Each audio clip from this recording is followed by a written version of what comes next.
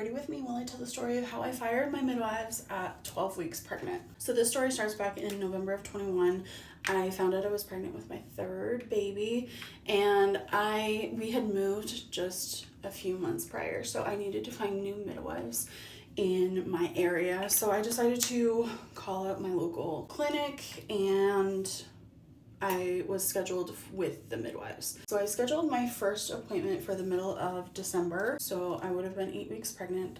In my other pregnancies, they had given me ultrasounds at 8 weeks. So I thought that I was getting an ultrasound at 8 weeks, and turns out I was not.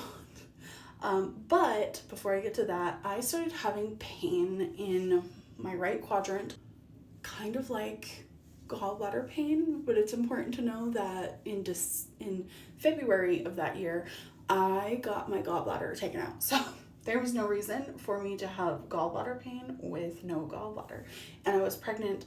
I just wanted to make sure that things were okay and that my baby was okay and that this pain wasn't concerning. So I called up my midwives and they pushed my appointment 1 week up. I always get asked what I use. Okay, I'm using the Lumi Lotion and the Neutrogena Healthy Skin Moisturizer. So anyway, I am going to this appointment. I'm also assuming that we're going to do an ultrasound because, like, if you're having pain in that area, they're gonna do like an ultrasound, right? So I get into the appointment. The nurse asks me, where's the pain? And so I tell her, like, my upper right quadrant, kind of where my gallbladder is, except I don't have a gallbladder. And so she tells me, okay, so it's not in your uterus? And I say, no. I even told this over the phone when I made the appointment, that it was not in my uterus. And they were like, okay, we'll schedule you an appointment. So they knew why I was there. But the nurse says, okay, so it's not in your uterus? And I say, no. And then at that point, she just stops asking about the pain, which is why I was there in the first place. So the entire appointment, the pain was not brought up again, not even by my midwife. So I asked the nurse, am I getting an ultrasound today? Like, I was hoping that we were going to get an ultrasound. Oh no, we don't do those until 12 weeks. She walks out of the room. I start crying because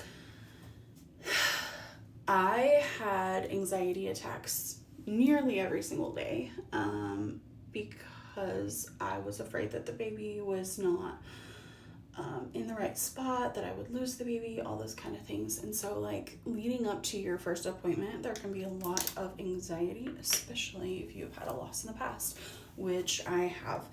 So I'm still, like, full tears, and the midwife walks in and she looks at me very confused. She's like, why are we crying? What's wrong? And so I tell her, like, I was just hoping that I would get an ultrasound today.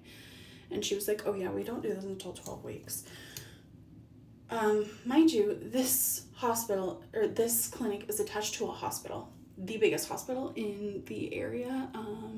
It's a giant hospital. Like, I actually got lost getting to the clinic. So that's an important detail, because they said that they don't have the machines. I'm like, you don't have an ultrasound machine that can detect a pregnancy at 8 weeks? That's weird. Mind you, one of my friends who actually went to this clinic, she was like, I had a high-risk pregnancy and they were able to get me in for an ultrasound at like 6 to 7 weeks. So I know that they have ultrasounds that are not ancient. So anyway, the midwife, she was like, well, we can do an ultrasound, but we just might not be able to see anything. So I'm like, okay. They bring in a portable ultrasound machine, probably from the 90s. Mind you, this was 2021. I'm actually going to show a picture of, like, what it looked like, because I was shocked to see that they brought that in. She was right. We weren't able to see anything because it was from the freaking 90s. So she was like, I believe that this is your baby. You can kind of see her flicker. I couldn't see it. So yeah. And so leaving this appointment, I went to go do blood draws. It's important to know that I have hypothyroidism, and that was diagnosed in my second pregnancy back in 2019. So they knew about that history beforehand. They knew that I was on levothyroxine. They knew that I needed a new dose of it. They knew to test for it, yada, yada, yada. So I get the blood work done, and I'm not getting a call from my doctor's office at all. And I'm like, it's been like 3 or 4 days. I'm going to call them up and see if they have my blood work. So I call them up and I say, hey, I just want to know if like my blood work came back. And they were like, oh yeah, everything is clear. And I'm like, even my thyroid, which by the way, thyroid should be on a pregnancy panel, regardless. That's actually how I was diagnosed. So because your thyroid is responsible for your hormones, and hormones play a huge role in pregnancy. Yeah, can you not do that? Thanks. Okay, that's gonna be half of the duration of this. But I called them up and they were like, oh yeah, everything came back clear. And I was like, even my thyroid? And they said, we didn't even run your thyroid. First of all, you knew I had hypothyroidism. Why wouldn't you want to see what my numbers were looking like? That should be standard. So I don't know.